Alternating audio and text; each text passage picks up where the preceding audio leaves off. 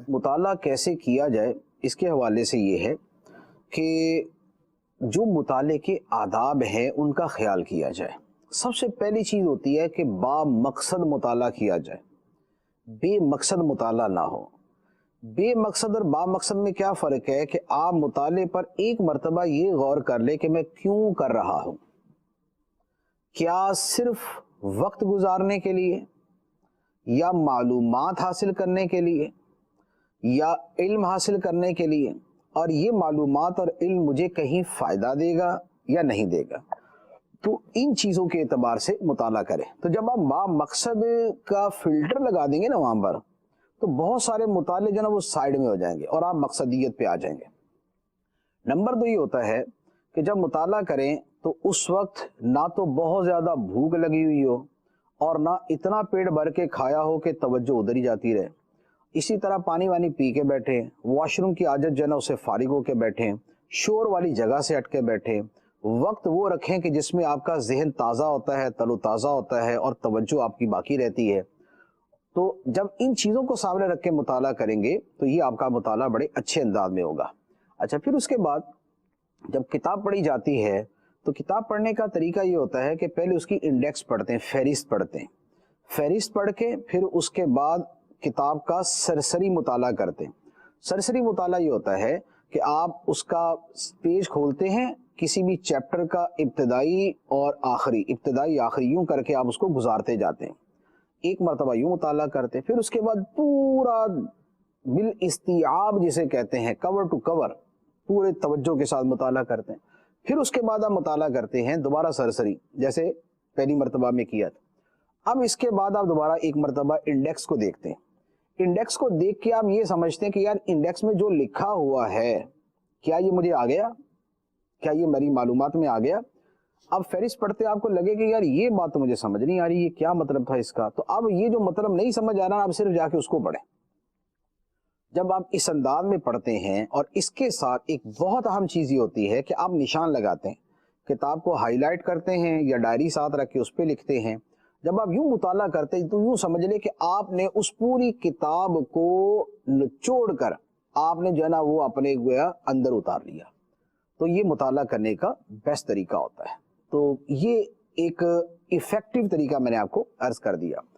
اچھا، میرے مطالعے کے حوالے سے یہ ہے کہ میں مطالعہ کرتا رہوں اور اس کے علاوہ تو کوئی کام ہوتا نہیں ہے، مطالعہ کرنا ہوتا ہے تو کرتے رہتے ہیں، جو ہاتھ میں آتا ہے پڑھتے رہتے ہیں۔ مقاصد اپنے ذہن میں میرے موجود ہوتے ہیں، مجھے کیا پڑھنا ہے، کیوں پڑھنا ہے، تو کیا پڑھنا ہے، کیوں پڑھنا ہے، تو اس اعتبار سے پڑھتا ہوں۔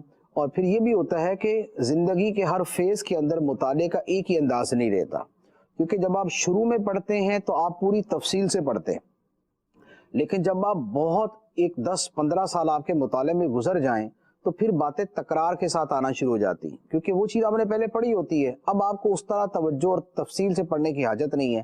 تو پھر آپ یہ دیکھتے ہیں کہ جو میں نے نہیں پڑھا نا وہ توجہ سے پڑھوں، اور جو پہلے پڑھا ہوا ہے اس پہ صرف نظر گزار دوں۔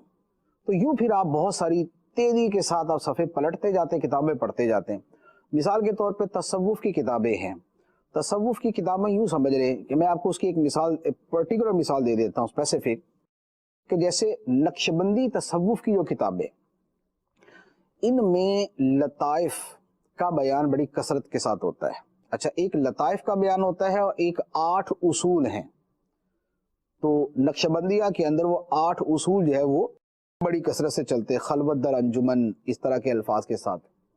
اب یہ جو 8 اصول ہیں نا، یہ نقشبندی بزرگوں کی تقریباً ہر کتاب میں ہوں گے، اور جو لطائف کا بیان ہے یہ بھی سمجھ لے کہ تقریباً ہر کتاب میں ہوگا۔ اب جب آپ نے ایک کتاب پڑھ لی تو اس کے بعد اب آپ جب دوسری کتاب پڑھیں گے تو پھر آپ کو نئے سرے سے تو تفصیل سے پڑھنے کی حاجت نہیں ہے۔ نئے سرے سے جب آپ پڑھیں گے تو اب آپ اس چیز کو سکپ کر دیں گے یا اس کو سرسری گزار دیں گے، اور کوئی نئی بات ہے تو آپ وہ پڑھیں گے۔ اس طرح کیا ہوگا کہ مثال کے طور پہ ان بزرگوں کی کتابوں کی تعداد ہے 100، اور آپ نے جب 5-6 پڑھ لی تو آپ نے میکسیمم جو ہے نا اس کا جو کنٹینٹ ہے اور موسٹ آف دا کنٹینٹ جو ہے وہ آپ نے پڑھ لیا۔ اب اس کے بعد بقیہ جو کتابیں ہیں وہ جسٹ آپ پیج پلٹیں گے اور وہ کتاب مکمل ہوتی جائے گی۔ جب آپ یوں پڑھیں گے تو پھر آپ یہ بھی کہہ سکتے ہیں جناب میں نے ایک دن میں 1000 صفحہ پڑھا۔ بیسیکلی 1000 صفحہ کیا ہے وہ 1000 صفحہ یہ نہیں ہے کہ آپ نے لفظ بلفظ پڑھا، ایسے کوئی نہیں پڑھ سکتا، یہ انتہائی مشکل ہے. تو پھر یہ بس بیسیکلی یہ ہے کہ آپ کو یہ پتا کہ کتاب میں ہے کیا، آپ کو یہ پتا کتاب میں ہے کیا. یہی معاملہ تفسیروں کا ہوتا ہے، یہی معاملہ حدیثوں کا ہوتا ہے، حدیث کی کتابوں کا، یہی معاملہ فقہ کا ہوتا ہے، یہی معاملہ فلسفے کا ہوتا ہے، اور تقریباً یہی معاملہ اور چیزوں کا ہوتا ہے. اب اس کی ایک میں مثال آپ کو دیتا ہوں، اس سے آپ کو بات پوری سمجھ آ جائے گی. یہ جو آج کل وائرس ہے، اس میں کیا احتیاطیں کرنی چاہیے؟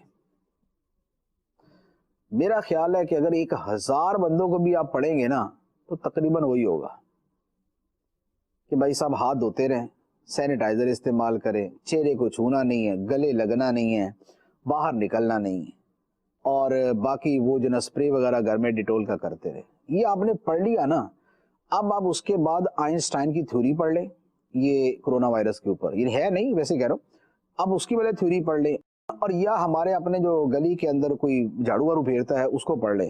یہ دونوں برابر ہی آپ کو معلومات دے دیں گے اس معاملے کے اندر، کیونکہ سب یہی کہہ رہے ہیں.